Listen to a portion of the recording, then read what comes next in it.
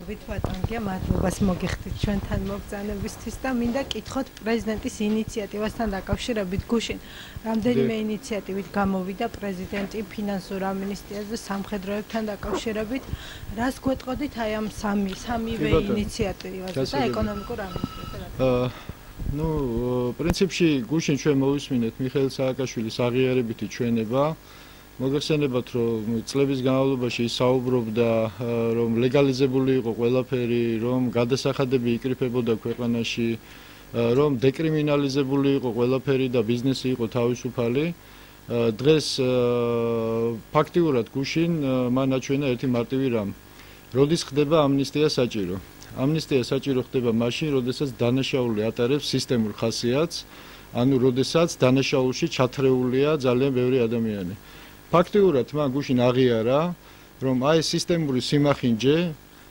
ფაქტი 2013 წლამდე ხდებოდა ტოტალურად ქვეყანაში ანუ მთლიანად კრიმინალიზებული იყო სისტემა და დღეს ითხოვს ამნისტიას და ამნისტიას ითხოვს ხოთაშორის არა ბიზნესისთვის არამედ საკუთარი დანაშაულებრივი სისტემისთვის ანუ ეს ეკონომიკური დანაშაული ვერტიკალში და ეს აჩვენა ჩვენმა კვლევამ რაზეც ძალიან დიდი აჟიოტაჟია უკვე ერთი თვეა საზოგადოებაში რომ დანაშაული ეკონომიკური დანაშაული ატარებდა სისტემურ ხასიათს ამის ძალიან ბევრი მასალა გვაქვს როგორც ჩანს სააკაშვილმა ამის შესახებ იცის და მე არაერთხელ გამიცხადებია საჯაროდ რომ არის ძალიან ბევრი ფაქტობრივი მასალა ამ ყველაფრის შესახებ და დღეს მან მოითხოვა უპირობო ამინისტია მას არ აწუხებს რა თქმა უნდა ბიზნესის ბედი მას აწუხებს საკუთარი ბედი გამომდინარე იქიდან რომ ესე რომ ვთქვათ მთლიანად კრიმინალიზებული იყო და გარყვნილი იყო სისტემა, ხო?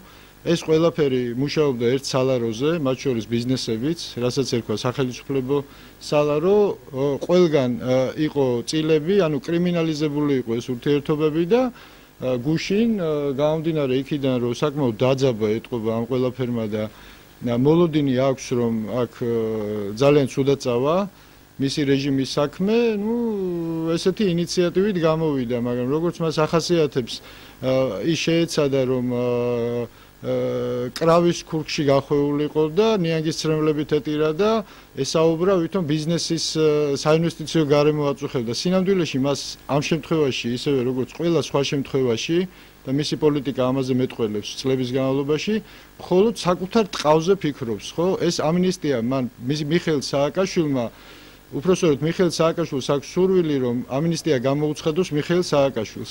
ესე რა თქმა უნდა არ მოხდება, ხო? რეჟიმი აუცილებლად გასამართლდება, თუმცა რაც შეეხება ბიზნესს, რომელიც შეიძლება ჩვენ ქართულმა საზოგადოებამ რა თქმა უნდა განიხილოს როგორც მსხვერპლი ამ კრიმინალური სისტემის, რა თქმა უნდა მათ მიმართ ამნისტიის გამოყენებაზე შესაძლებელია იყოს საუბარი, გარკვეული დათქმით, რა თქმა უნდა, იმიტომ რომ ეს უკავშირდება ძალიან ბევრი დაზარალებულის ქონებრივი უფლებების აღდგენის საკითხებს და ასე შემდეგ და ასე შემდეგ. ეს არის ესეთი მარტივი თემა, რომ ერთი ხელის მოსმით ეხა ჩამოიწეროს ყველაფერი, ხო? ეს არის პროცესი, საკმაოდ ტკივნეული პროცესი. ერთის მხრივ არსებობს უზარმაზარი არმია დაზარალებულების ამ ყველაფერში, მეორეს მხრივ არსებობენ ჯარისკაცები, აი ამ მაფიოზური სისტემის ჯარისკაცები, რომლებიც ასრულებდნენ პოლიტიკურ დავალებებს და ესე ავიწროებდნენ სხვა ადამიანებს, მათ შორის უნდა მოხდეს დიდი შერიგება, მაგრამ ეს შერიგება არ შეიძლება იყოს უპირობო. ეს შერიგება უნდა მოხდეს ერთის მხრივ აღიარების და ესე რომ ვთქვათ, მონანიების საფუძველზე და მეორეს და ეს მონანიება უნდა გახდეს იმის საფუძველი, რომ მეორე მხარემ დაზარალებულმა შეძლოს და აპატიოს იქით მხარეს. უპირობოდ ეხა ავდგეთ და ჩამოვწეროთ ყველაფერი, ესე რა თქმა უნდა ამ საფუძველზე შერიგება არის შეუძლებელი. იმიტომ რომ დაზარალებულს დარჩება უკმაყოფილების შეგრძნება და შემდგომი ხელისუფლება თუნდაც დღევანდელმა ხელისუფლებამ შეიძლება იფიქროს რომ მეც რო იგივე გავიმეორო, მეც შეიძლება ვიღაცამ აპატიოს. ამის დაშვება არ შეიძლება. ეს არის ხანგრძლივი პროცესი. მე ვფიქრობ რომ ეს ამაზე დიდი ფართო საზოგადოებრივი მსჯელობა უნდა გაიმართოს თუ როგორი შეიძლება იყოს ეს ამნისტიის პროცესი, ხო?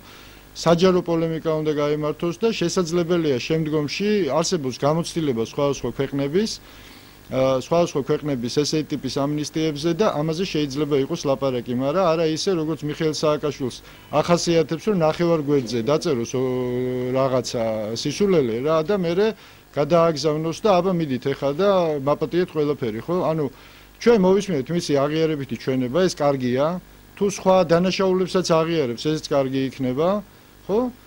კარგი პროცესი დაიწყო და ესე გააგრძელოს. რაც შეეხება იგივე სამხედროების თემას, ხო, ესეც ძალიან ცინიკური განცხადებაა, იმიტომ რომ ჩვენ ყველას გვაქვს კადრები ნანახი, როდესაც ვეტერანები, ომის ვეტერანები იმასთან გმირთან მოედანზე უმოწყალოდ დაარბია მისმა ხელისუფლებამ, ქალსაც კი ხელით შეეხენდა, ლამის ესე რომ ვთქვათ, იმიდან სავარძლებიდან გადმოყარეს ომის ვეტერანი ინვალიდები და ეხა მისი პოზიციიდან ამაზე ლაპარაკი, რა თქმა უნდა, ჩვენი ვალდებულებაა, მათი დაფასებაც და მატერიალური, ანუ სოციალური დაცვაც. მაგრამ სააკაშვილისგან ესეთი ტიპის ინიციატივები ძალიან ცინიკურად ჟღერს, პირდაპირ გეტყვით, ხო? მე ვფიქრობ, რომ სააკაშვილი სულ უფრო და უფრო ემსგავსება ბუნკერის ხელისუფლებას. ის ბუნკერიდან, სადღაც ბუნკერშია ჩამჯდარი, მოწყვეტილია საერთოდ ყველაფერს და ბუნკერიდან ისვრის რაღაც ამოძრება თავისი ბუნკერიდან და რაღაც ინიციატივებს ისვრის ხოლმე დრო და დრო, ხო? რეალურად მას დაკარგული აქვს ერთის მხრივ რეალობის შეგრძნება, მეორეს მხრივ ეთყობა ყოვლის მომცველი შიში ამოძრავებს და ამას ფუთავს არა რეალური გულწრფელი მონანიებით, არამედ კონტრშეტევებით, ხო, დრო და დრო ამოძრება ბუნკერიდან, კონტრშეტევას გააკეთებს, ისევ შეძრება, ხო, ნუ ეხა ღრმათ არასერიოზულია, მე ვიტყოდი, ხო? ჯობია რომ დაწყნარდეს, დამშვიდდეს, მოეშვას, ყველაფერი კარგად იქნება, მათ შორის მისთვისაც. თუ თავს გაანებებს აი ამ, ესე რომ ვთქვათ, აბსოლუტურად დესტრუქციულ, ანტისახელმწიფოებრივ და ხშირ შემთხვევაში პროვოკაციულ განცხადებებს. კი ბატონო, უკაცრავად ცოტა გამიგრძელდა პასუხი. ხო, ეხა ესეც ეხა რამდენად ცინიკურია, ყველას კარგად აი ეს რაც შეეხება პირადი მონაცემების გამოქვეყნებასთან დაკავშირებით მის ინიციატივას, ნუ ესეც იმდენად ცინიკურად ჟღერს მისი პირიდან, იმიტომ რომ მე ვარ პირადად მსხვერპლი იმისა, თუ როგორ მისი სპეცსამსახურები, როგორ ჩაბურღეს ჩემი სახლის თავზე, როგორ მის ყოველგვარი კანონდარღვევით. მე როგორ აიძულეს სხვა ადამიანი რომ ეს აიღო თავის თავზე, ხო? ეს საქმე გამოძიებულია სხვა შორის და ფაქტობრივი მასალაც დევს უკვე. როგორ ხდებოდა უკანონო მოსმენები და მე ტირაჟირება ამის, აქ ყველა ტელევიზია ვინც არის ტირაჟირებდა მათ შორის შემსაუბრებსაც, ხო? ეს იყო უკანონო ჩანაწერები, რომელიც მისი სპეცსამსახურების მიერ იყო მოპოვებული. ეხა კი ბატონო, პირადი, რა თქმა უნდა, იდეაში მის ინიციატივას ყველა ვეთანხმები და მეც ვეთანხმებით, მაგრამ ეხა მიხეილ სააკაშვილის პირიდან ამის მოსმენა, ნუ ძალიან აუტანელია, პირდაპირ გეტყვით, ხო? მას არა აქვს ეს საკარნახო ჩვენთვის. ხო, იმიტომ რომ მისი სისტემა ამაზე იდგა. და სხვა შორის ამასთან დაკავშირებით მან გააკეთა კომენტარი, რომ რო იწერდნენ თურმე ეს არაფერი ისე დანაშაული არ არის და ეხა რა მოტივი უნდა ქონოდა თუ ამ ჩაწერისო, ხო? და მე თუ არ გამოქვეყნდა მერეო და ეხა რა არის ისეთ ის თulis რომ ქართული საზოგადოება ან სულელია, ან ამნეზია ჭირს, ან რა სტანდარტით უდგება, რატო გვაყენებს ყველას ყოველდღიურად ამდენ შეურაცხყოფას, ხო? აი ჩემთვის გაუგებარია, მაგრამ ერთ რამეს უნდა ხდებოდეს ის, რომ როგორც ის იქცევა, ეს არის შახიდის საქციელი, ხო? ის მზად არის, ის ხო თავს იფეთქებს ამით, ხო? იწვევს უფრო მეტ აგრესიას. შეიძლება საზოგადოებას გაუჩნდეს რაღაც მომენტში განწყობა, რომ მას აპატიოს ყველა, ანუ ის სისტემური დანაშაული, რაც მის ვერტიკალში ხდებოდა, მაგრამ ეხა არ გვაძლევს ამის საშუალებას, რომ ვაპატიოთ. პირიქით, ყოველ დღე გვახსენებს და ესე რომ ვთქვათ, იმ ჭრილობაზე ქართული საზოგადოების სხეულის ჭრილობას მარილს აყრილს ყოველ დღე და ეხა დიდი ბოდიში ეხა ესეთ ვითარებაში შერიგებას ფაქტიურად შეუძლებელს ხდის, ხო? ჩვენ ვცდილობთ, რომ შერიგების საფუძველი შევქმნათ, იგივე სულ იმაზე ვსაუბრობთ, რომ გვარამია იყო თუ რაც იყო, თუ რამე დანაშაულს შადიოდა, რომ მსხვერპლი იყვნენ ისინი სისტემის მსახურები იყვნენ და ვაპატიოთ, როგორ ვაპატიოთ? თუ ეს ბუნკერის ხელისუფალი სამ დღეში ერთხელ გამოვარდა, რაღაცა იყვირა და მერე წავიდა დუბაიში დაისვენა, ხო? ესეთ რეჟიმში უკვე შეუძლებელი ხდება ეს ყველაფერი. და ის ცეცხლს ეთამაშება, ხო? არა ხელისუფლებებთან მიმართებაში და არა პოლიტიკასთან მიმართებაში, ქართულ საზოგადოებასთან მიმართებაში. საბოლოო ჯამში ერთჩვენიერ დღეს აი ეს აგრესიული მუხტი შეიძლება იქამდე მივიდეს, რომ უბრალოდ ვეღარ მოვახერხოთ მისი დაცვა, ხო? ისი ჩვენი მოქალაქეა და ჩვენი ტკივილია და ეხლა გვინდა რომ რაღაცნაირად ამ ადამიანს უმკურნალოთ ან რაღაცა ვქნა და არ გვაძლევს ამის საშუალებას. აქეთ გვასწავლის ყოველდღე ჭკუას, ხო? არ ვიცი. ვიღაცამ შეიძლება მისი გაკოჭვა მოინდომოს ბოლო-ბოლო და რა ვქნათ ეხლა, ხო? კარგით, გაცრავთ ემოციისთვის. ისმენთ. ბიძინა ივანიშვილმა რამდენიმე ხნის წინ გააკეთა რამდენიმე ურთიერთგამომრიცხავი განცხადება ბაქოში ვიზიტამდე ყარსი ახალქალაქს გულისხმობ. რკინიგზაზე გააკეთა განცხადება შეიძლება შეჩერდეს კითხვის ნიშნის ქვეშ დადგეს. ბაქოში ვიზიტის პერიოდში უკვე შერბილდა ეს განცხადებები და თქვა რომ შეიძლება გადაიხედოს. გუშინ ერევანში სოხუმი თბილისი ერევანის რკინიგზის აღდგენაზეც ისაუბრა. ეს განცხადებები ანუ როგორი პოლიტიკური სტრატეგია ანუ როგორ შეაფასებთ? რა ვიცით მე ვფიქრობ თვითონ კითხვა არის არასწორად დასმული, იმიტომ რომ კონტექსტი თქვენ გაქვთ შებრუნებული. ბიძინა ივანიშვილს არ უთქვამს ყარსი ახალქალაქთან დაკავშირებით, რომ შეიძლება პროექტი შეჩერდეს. ეს არის ალბათ ან თქვენი წყაროს ინტერპრეტაციის შედეგი, ხო? არ უთქვამს, რომ გადაიხედოს პროექტი. არსებობს კითხვები ამ პროექტთან დაკავშირებით და ეს კითხვები არ მოხსნილა დღის წესრიგიდან, დღესაც არსებობს და სამუშაო ვითარებაში განხილვის საგანია. თუ გაინტერესებთ კონკრეტულად რაზეა საუბარი, ხო? საუბარი გახლავთ იმაზე, რომ არსებობს კორიდორში რაღაც გარკვეული რისკები ფოჩი და ბათუმში ტვირთბრუნვის შენცირების, როგორც კი ალტერნატიული გზა გაიხსნება და სამუშაო ვითარებაში ეს საკითხები იხილება აზერბაიჯანის მხარესთან. ანუ იქ არანაირი წინააღმდეგობები არ იყო, იქ იყო კონტექსტი ეს კონტექსტი მე იქნა შეტრიალებული და თითქოს რაღაც წინააღმდეგობრივი. სინამდვილეში ესე არ არის. ის კითხვები დღესაც არსებობს, მაგრამ სამუშაო ვითარებაში სამუშაო ჯგუფები აზერბაიჯანო-ქართული ხო ამ საკითხებს იხილავენ და ცდილობენ მოძებნონ ფორმულა, რომლითაც ეს რისკები პორტებთან დაკავშირებით იქნება გადაზღვეული. ეხლა რაც შეეხება სოხუმ ანუ აფხაზეთის რკინიგზასთან დაკავშირებით. აქაც ბიძინა ივანიშვილის განცხადებაში იყო ნათქვამი, რომ გარკვეული დათქმით, გარკვეული პირობებით, ხო? საქმე იმაში გახლავთ, რომ აფხაზეთის რკინიგზის მონაკვეთი ეს არის საქართველოს რკინიგზის განუყოფელი ნაწილი. ჩემთვის ეს საკითხი ნამდვილად განხილვადია და მე მგონი მთლიანად ყველას უნდა იყოს განხილვადი, მაგრამ აქ ჩვენ არ უნდა ვისაუბროთ რაღაც სომხურ ინტერესზე, ხო? რა თქმა უნდა, სომხეთს აქვს ინტერესი, მაგრამ სომხეთი არ არის ამ თემასთან დაკავშირებით აქტიური მოთამაშე. ჩვენ უნდა ვისაუბროთ საქართველოს ინტერესი რა შეიძლება იყოს ამ პროექტიდან, ხო? აი რა შეიძლება იყოს და იყოს ის, რომ ჩვენ აფხაზეთის რეინტეგრაციის თემა ნელა უნდა დავიწყოთ ერთიან ქართულ სახელმწიფოში, ხო? რა შეიძლება გახდეს ამის საფუძველი? დღეს ვილაპარაკოთ პოლიტიკაზე, თუ შეიძლება ვილაპარაკოთ ეკონომიკაზე, კულტურულ ურთიერთობებზე, იმიტომ რომ ჩვენ კარგად უნდა გვესმოდეს, რომ მესამე მხარე აფხაზურ ქართულ პრობლემას ვერ გადაწყვეტს, თუ პირდაპირ დიალოგი არ გაჩნდა. და რკინიგზა შეიძლება გახდეს ერთ-ერთი ხიდი აი ამ რეინტეგრაციის დასაწყებად. იმიტომ რომ რკინიგზის გახსნა, რომელიც აფხაზეთის ტერიტორიაზე გაივლის, გარკვეულ კეთილდღეობასთან იქნება აფხაზისთვის დაკავშირებული, ხო? და ამ კეთილდღეობით გაჩნდება ერთი პატარა ძაფი შეიძლება, ამით ეს პრობლემა ვერ გადაწყდება, მაგრამ პირველი ნაბიჯი იქნება გადადგმული იმისათვის, რომ საბოლოო ჯამში, ხო?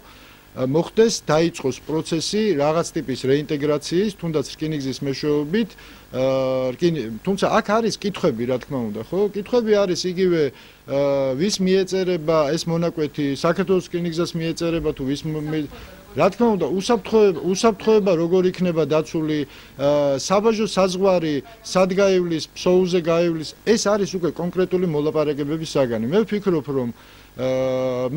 რომ აქ აუცილებლად უნდა შეიქმნას სამუშაო ჯგუფი, ქართულ-აფხაზური. შესაძლებელია ამ პროცესში რუსეთმაც მიიღოს მონაწილეობა, იმიტომ რომ ჩვენ თუ აცხადებთ, რომ რუსეთთან რაღაც ურთიერთობებს ვიწყებთ, შეიძლება აქ იყოს სამხრივი ანუ რაღაც კომისია შექმნილი, რომელიც პირველ რიგში ჩაატარებს ტექნიკურ ექსპერტიზას, რასთან გვაქვს საქმე რო ვიცოდეთ, ხო? მერე შეისწავლის ყველა აი ამ საფრთხეებს და ამ საფრთხეების პრევენციაზე იზრუნებს ისე რომ სუვერენიტეტი არ იყოს დარღვეული, ხო? და ეს ვიღაცამ ისიც კითხვა, რომ ამიტომ ჩვენო ვაღიარებთ აფხაზეთსო, ხო? ნუ ეს ისეთი სისულელეები ახლა როგორ შეიძლება ამაზე ხმამაღლად ლაპარაკი და ამის კომენტირება საერთოდ. ბევრი სამუშაოა ჩასატარებელი, გასაგებია ჯერჯერობით ეს არის მხოლოდ სურვილი მხარე სურვილი რომ ჩვენ რაღაცნაირად გავააქტიუროთ ამ მიმართულებით მუშაობა. მე უბრალოდ მოგიყვანთ მაგალითს ერგენეთის ბაზრობის გახმაურებული თემაა, ხო? ერგენეთის ბაზრობა გასაგებია რომ იყო ძალიან სერიოზული პრობლემა ქართული ეკონომიკური სივრცისთვის, მაგრამ მას ჰქონდა ძალიან დადებითი მხარე, ანუ ფაქტიურად ეგრეთ წოდებული სამხრეთ ოსეთის რეინტეგრაცია დაწყებული იყო და ძალიან შორს იყო შესული. ვიღას აინტერესებდა იქ პოლიტიკა, ოსი და ქართველი დაივიწყეს, მოიშუშეს ჭრილობები და ეკონომიკურ საქმიანობას ძალიან აქტიურად აწარმოებდნენ. მაშინ ხელისუფლებას უგუნურად ცეცხლითა და מחვილით რო არ გაენადგურებინა ეს სივრცე, ფაქტიურად ოფშორი თუ ეკონომიკური ზონა, რომელიც რეინტეგრაციას ხელს უწყობდა, არამედ მცდელობა ქონოდა რომ სამართლებრივ ჩარჩოებში მოექცია ის ეკონომიკური ურთიერთობები, ხო, დღეს შეიძლებოდა ეს პრობლემა უკვე დახურული ყოფილიყო. ამის ყველა პერსპექტივა არსებობდა იმ დროისათვის. და აფხაზეთის რკინიგზა შეიძლება გახდეს პირველი გადადგმული ნაბიჯი აფხაზეთის ერთიან ქართულ სივრცეში რეინტეგრაციისთვის. თუმცა უპირობოდ, რა თქმა უნდა, ეს არ უნდა დავიწყოთ, ეხლა არ უნდა წარმოვიდგინოთ ისე, რომ ხვალე გაიხსნება საზღვრები. არის ძალიან ბევრი ტექნიკური საკითხი, პოლიტიკური საკითხი, ეკონომიკური საკითხი, რაც სამუშაო ჯგუფებში უნდა იქნას შესწავლილი, დადგენილი, რომ ქართული ინტერესი, სახელმწიფოებრივი ინტერესი იყოს დაცული, გარკვეულწილად იყოს გათვალისწინებული ჩვენი აფხაზი თანამოქალაქეების ინტერესებიც, ეკონომიკური ინტერესები ამ შემთხვევაში და პრინციპში აქვე ჩართული ალბათ რაღაც კუთხით უნდა იყოს რუსეთიც, გამომდინარე იქიდან, რომ აქ ლაპარაკია რუსეთ-საქართველოს შორის სარკინიგზო მიმოსვლის აღდგენაზე. ხა ბუნებრივია, სოხუმი-თბილისი ვერ იმოძრავებს მარტო, ხო? ეს გზა იმით არის საინტერესო, რომ რუსეთ-საქართველოს შორის მიმოსვლა გასდეს. ეხლა ეს პროექტი საბოლოო ჯამში განხორციელდება თუ არა, დამოკიდებულია იმაზე, რამდენად ადეკვატური იქნებიან მხარეები, ხო? თუ ეხლა საქართველოს ანუ აქ გაჩნდა საფრთხე იმისა, რომ ან სუვერენიტეტს რაიმე საფრთხე შეექმნება, ან უკონტროლო ტვირთები იქნება, რაღაცა ბუნებრივია ქართული მხარე ამაზე უარს იტყვის. მაგრამ დღეს მხოლოდ საუბარი უნდა დაიწყოს. ეხლა რაც შეეხება ის რომ ეს გაცხადდა სომხეთში, ხო? ნუ ესეც ბუნებრივია, სომხეთი აქ არის პასიური მოთამაშე. სომხეთს ამ თემასთან, ამ თემის დარეგულირებასთან არანაირი შეხება არ აქვს, თუმცა მათ აქვთ ინტერესი ამ გზის გახსნასთან დაკავშირებით და უბრალოდ ამაზე იყო საუბარი, მეტი არაფერი. ბატონო გია, თქვენ აღნიშნეთ, რომ ეს სარკინიგზო ხაზი ქართველებს გზას გაუხსნის აფხაზეთისკენ, თუმცა ბევრი ექსპერტი ვარაუდობს, რომ იქიდან გამომდინარე თუ ეს გაიხსნა, იქნება ორი საბაჟო სოუზე და ენგურზე, რაც ნიშნავს თავის მხრივ ალბათ აფხაზეთის დამოუკიდებლობის აღიარებას. გუშინ პრეზიდენტმაც განაცხადა, რომ ეს ყველაფერი შეიძლება მხოლოდ რუსეთის ინტერესებში შედიოდეს. ანუ არაერთგვაროვანი შეფასება. ეხლა პრეზიდენტი კიდევ ერთხელ პრეზიდენტის განცხადებებზე მე გავაკეთე კომენტარი. კი ბატონო, ამ საფრთხეზე დაგელაპარაკებით. და აზერბაიჯანთან თუ შეიძლება ამან რა პრობლემა? კი ბატონო, მოდით ესე ვთქვათ რა, რაც შეეხება პირველ საკითხს. რა თქმა უნდა, ეს იქნება დაუშვებელი, რომ იყოს ორი საბაჟო, ხო? ბუნებრივია, რომ საბაჟო ეკონომიკური საზღვარი და პოლიტიკური საზღვარი საქართველოსი გადის ფსოუზე და ეს აღიარებულია საერთაშორისო სტანდარტებით. შუალედური გააწყვეტილების როგორ უნდა მოხდეს ინსპექტირება ამ ყველაფრის, ხო? ეს ცალკე თემაა, ხო? აქ შეიძლება არსებობენ საერთაშორისო ექსპედიტორები, რომლის მეშვეობითაც შეიძლება დროებითი გააწყვეტილებების მიღება, ინფორმაციის გაცვლის თვალსაზრისით თუ ასე შემდეგ და ასე შემდეგ, ხო? ფსოუზე, ანუ ეს აუცილებლად ფსოუზე უნდა მოხდეს ყველა შემთხვევაში, იმიტომ რომ ჩვენ შეიძლება მივიღოთ ძალიან ცუდი სურათი სხვანაირად. ბუნებრივია, მე როდესაც აი ამ მოლაპარაკებებზე და რისკებზე ვსაუბრობ, ამაზე ვსაუბრობ.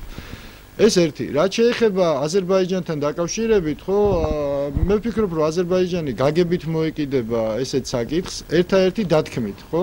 აზერბაიჯანს შეიძლება აწუხებდეს და ჩვენ ამასთან დაკავშირებით აუცილებლად უნდა ვითანამშრომლოთ აზერბაიჯანთან შესაძლო სამხედრო ტვირთების მოძრაობა ამ მიმართულებით. რა თქმა უნდა, ეს არის ყოველად დაუშვებელი და ჩვენ აზერბაიჯანს უნდა შევუქმნათ ყველა გარანტია იმისა, აი რა ტიპის გარანტიები ეს აზერბაიჯანთან არის სალაპარაკო, რომ სამხედრო დანიშნულების ტვირთები ამ გზაზე არ იმოძრავებს არც ერთ შემთხვევაში. ეხლა სხვა აზერბაიჯანი რა თქმა უნდა არ იქნება იმის წინააღმდეგი თუ ჩვენ რაღაცნაირად დავიწყებთ აფხაზეთის ერთიან ქართულ სივრცეში უпростоრად დასაბრუნებლად ნაბიჯების გაადგმას დავიწყებთ აზერბაიჯანს აქვს თავის ტკივილი, თავისი ინტერესები, რაც ამ ხრივ ჩემი აზრით უნდა იყოს დაკმაყოფილებული. ეხლა რა მექანიზმებით უნდა მოხდეს ეს უკვე არის ტექნიკური საკითხები, ეხლა მე ამაზე აქ ვერ ვილაპარაკებ, ხო? დღე გუშინ გაცხადდა გარკვეული პროცესის დასაწყისი. თქვენ უწარმოიდგენთ რომ ეს ხვალვე მოხდება.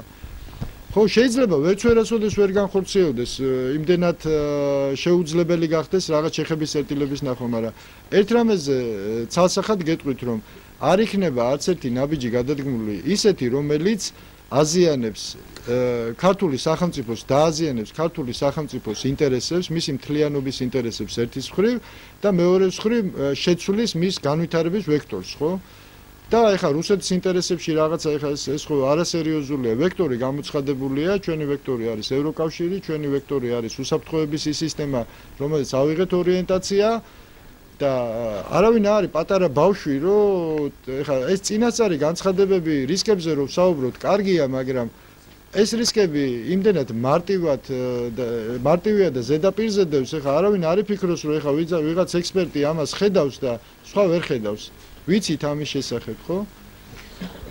ბატონ გია, ჩხატარაშვილთან დაკავშირებით მინდა გქონდეთ. ხო, ჩხატარაშვილი ეს ძალიან მაგალითია. ანუ გავრცელებული ინფორმაციით, ხელისუფლების ყოფილი მაღალჩინოსნების საქმეების გახსნა მოხდა თქვენთან თანამშრომლობით. მოდით ესე ვთქვათ რა. ჩხატარაშვილის თემა, ეხლა რაღაც აბსურდამდე მიდის ეს ყველაფერი, ხო? ეხლა რომ ჩემთან მუშაობს ჩხატარაშვილი, ხო? არ მუშაობს ბატონებო ჩემთან ჩხატარაშვილი, შეგიძლიათ წამოხვიდეთ ეხლა აქედან წავიდეთ ჩემ ოფისში, შეგიძლიათ 2 კვირა იჯდეთ იქ და თუ სადმე დალანდავ ჩხატარაშვილს, კი ბატონო, არ მუშაობს ჩემთან. მე მასთან მქონდა შეხვედრები, პირდაპირ გეტყვით, ეხლა მე გამომძიებელი არა ვარ, რომ რაღაც საქმეები გაიხსნას ჩემთან, ეს აბსურდია, ხო? ეხლა მე არა ვარ გამომძიებელი, არც კვალიფიკაცია მაქვს ამის. ადამიანური ცნობის მოყვარეობა შეიძლება მქონდეს და რაღაცები ვკითხე და დაველაპარაკე, მაგრამ თუ გამოძიებაზეა ლაპარაკი, მე არა ვარ ამის სპეციალისტი. ეხლა კი ძალიან ბევრ რაღაცებს მივედმოვედები ხოლმე, მაგრამ ამის სპეციალისტი ნამდვილად არა ვარ, პირდაპირ გეუბნებით, ხო? რაც შეეხება ჩხატარაშვილთან მქონდა ურთიერთობა, მაგრამ რაც შეეხება ჩხატარაშვილი სად მუშაობს და სად მუშაობდა, ის მუშაობდა მიხეილ სააკაშვილთან. და ძალიან ბევრ ცუდ საქმეს აკეთებინებდნენ ჩხატარაშვილს, ხო? ეხლა დიდი ბოდიში, ეხლა მე თუ ადამიანს შევხვდი, ეს არის თუმცა დაუშვებელია ჩხატარაშვილს რომ შევხვდი და მათთან მუშაობდა ეს ადამიანი და 9 წელი ამ ადამიანს აკეთებინებდნენ ძალიან ბევრ ცუდ საქმეს. სააკაშვილი და ადეიშვილი, ხო? და ეხლა ჩემსკენ რომ ეს ადამიანები ხელს იშვერენ და რაღაც იმაში Facebook-ში რაღაც სისინი რომ მიდის, დაინტერესებული ხარ წყარო ვინ არის ამ სისინის? ანუ მუდმივად ითხოვენ ჩემგან კომენტარებს ანონიმური სისინი. ეხლა ანონიმკების დრო მეგონა საბჭოთა კავშირში დამთავრდა და ეხლა ანონიმკების საფუძველზე ეხლა რამდენი შემიძლია მე ვილაპარაკო აბსურდზე, ხო? და თავი მიმართლო ჩხატარაშვილი. ჩხატარაშვილი, ჩემის აზრით, თუ გაინტერესებს ჩხატარაშვილზე, ჩემი მოსაზრება გეტყვით, ხო?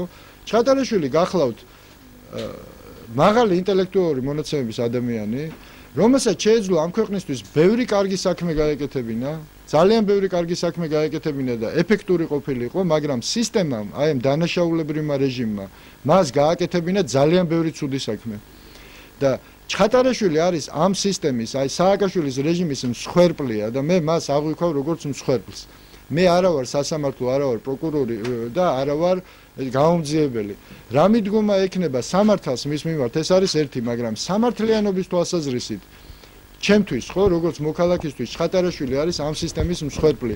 ისევე როგორც ის 18 წლის ბიჭი, რომლის მეშვეობითაც, რომლის დაწერილი პროგრამის მეშვეობითაც ჩვენ ყველას გვისმენდნენ, ხო? მათ შორის მეც და ძალიან ბევრ თქვენთაგანსაც ალბათ უნდა ვივარაუდოთ, ხო? ის ბიჭის მსხვერპლია, მის მიმართ საერთოდ ამ ხელისუფლებამ ჩაიდინა უმძიმესი დანაშაული, ფაქტიურად პოლიტიკური პედოფილიის პირდაპირ პრეცედენტი იყო, როდესაც ბავშვს გააკეთებინეს, ბავშვი წაიყვანეს უმძიმეს დანაშაულზე, ხო? და დაუმტკიცეს, რომ ეს დანაშაული არ იყო. აი ესეთივე მსხვერპლია დავით ჩხატარაშვილი, თუმცა ის მისი პასუხისმგებლობის ზომა შეიძლება უფრო დიდი იყოს, იმიტომ რომ სრულწლოვანი იყო და თვითონ უნდა ეფიქრა ამაზე, რა შედიოდა. ანუ და ეხა თავისი დანაშაულის ჩემსკენ გამოშვება რომ კი ბატონო ხვდები ჩხატარაშვილი შეიძლება ხვალეთ შევხვდე შეიძლება დღესაც შევხვდე საინტერესო ადამიანია ხო ხვდები და მართლაც ბევრი საინტერესო რაღაცა მომიყვა მაგრამ ამის გამოძიება და თანამშრომლობა ხო ეს ძალიან არასერიოზულად ნათქვამია ხო მე არა მაქვს ამის კვალიფიკაცია მე რამდენადაც ვიცი ის დაკითხულია რაღაც საქმეებზე და მიმდინარეობს ეს საქმეები, მაგრამ მე კი ხუხაშვილი კი არ გითხავს იმას, კეთო, სამართალდამცავების კომპეტენცია. დაკითხვა ახსენეთ ბატონო გია და საუბრობენ რომ თქვენს ოფისში. ნუ ეხა ესეც აბსოლუტურად ეხა რაც ქვია ჩემ ოფისში და იმის ოფისში ეხა მე ვნახე ეგა მოვიკითხე რა ეწერდა ჩვენებას წერია რაღაც ჭავჭავის 35. ჭავჭავის 35 არის სადაც მე-9 საავადმყოფოსთან და მე ვარ იქა და მე ფრჩხილებში მიუწერია რა ქვია იმას. შენობა. იმას რა ქვია რა გვარი ეს დეპუტატი რო ველოსიპედზე რო უყარს ისა სიარული ხაჩიძე ფრჩხილებში ისა პიქსელის შენობა და საიდან მოიტანა ეს ყველაფერი მე არ ვიცი იქნებ წყარო დაასახელოს თუ ადვოკატზეა ლაპარაკი იმ ჩვენებას წერია ჭავჭავის 35 რაც პიქსელი არ არის ეს სხვა შენობაა და სადღაც მე არც ვიცი რომელი შენობაა სადაც მე-9 ანუ მე ქუჩის მეორე მხარეს არის საერთოდ რა ეგ არ გვიოს სხვაგან და ჩხატარაშვილი მეცაც გეტყვი ჩემ ოფისში ყოფილა ჩხატარაშვილი ყოფილა მაგრამ ის არ ყოფილა როგორც თანამშრომელი სხვაგანაც შევხვედრი ვარ კაფეშიც ვდარ ვარ მასთან ერთად ეს არ იყო ძალიან ინტენსიური შეხვედრები მე მაინტერესებდა მე ჩვეულებრივი მოქალაქე ვარ და მაინტერესებს ყოფილ ხელისუფლების დანაშაულის ანატომიის ბოლომდე გამოკვლევა ხო და ჩხატარაშვილი ამ ხრივ ჩემთვის არის ძალიან საინტერესო რესპონდენტი აი თქვენ რო გქონდეთ ეხა მასთან ინტერვიუს ჩაწერის საშუალება ჩაწერდით? ხო ჩაწერდით? და ზუსტად ესეთი ურთიერთობა მაქვს მე და რატო შეეშინდა მიშას ესე ძალიან რომ ამის ესე რომ ვთქვა ჩხატარაშვილი გვარი არ უხსენებია მაგრამ კოლმეურნეობის თავმჯდომარე მე და ჩხატარაშვილი დაგავკავშირა ერთმანეთს ჩხატარაშვილი მასზე მუშაობდა ჩხატარაშვილთან თანამშრომლობა თავისკენ მოიკითხოს მიხეილ სააკაშვილმა და მისი დანაშაულია რომ ჩხატარაშვილი ჩადიოდა იმას ჩხატარაშვილის დანაშაული კი არ არის სააკაშვილმა გახადა ჩხატარაშვილი დამნაშავე აი ეს არის პრობლემა და დღეს ჩხატარაშვილი შეიძლება ცდილობდეს რომ მოინანიოს ის თავის დანაშაული რაც სააკაშვილმა ჩაადენინა ხო მისი საშუალება ჩვენ უნდა მივცეთ მას თუმცა სამართალი რას იტყვის ეს უკვე პროკურატურას კითხეთ მე არ ვიცი